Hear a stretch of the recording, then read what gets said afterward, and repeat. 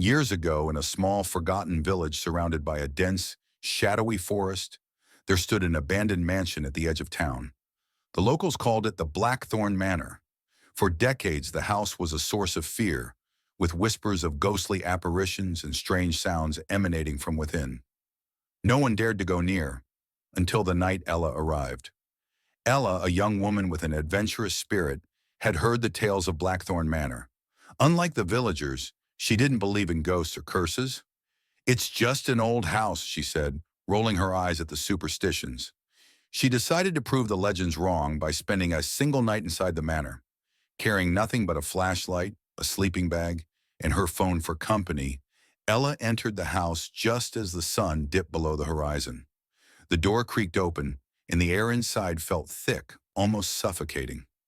Dust covered every surface, and cobwebs draped like curtains from the ceilings. But Ella wasn't fazed. She set up her sleeping bag in the main hall, determined to document her night. As the clock struck midnight, the first sound reached her ears, a faint whisper.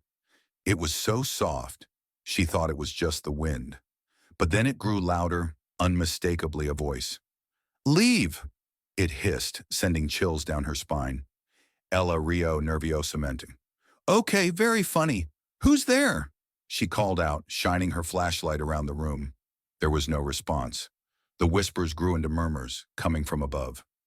Summoning her courage, Ella climbed the grand staircase, each step groaning beneath her weight.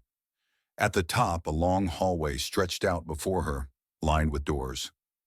The sound seemed to be coming from the attic. Against her better judgment, she pulled down the attic ladder and climbed up. The attic was pitch dark, except for the narrow beam of light from her flashlight. The whispers stopped the moment she entered. The silence was deafening, and the air felt colder, biting at her skin. That's when she saw it. A small wooden rocking chair in the corner, gently swaying back and forth. "Nope," she whispered to herself, backing away. But before she could descend the ladder, the trap door slammed shut on its own. Her flashlight flickered, then died, plunging her into darkness.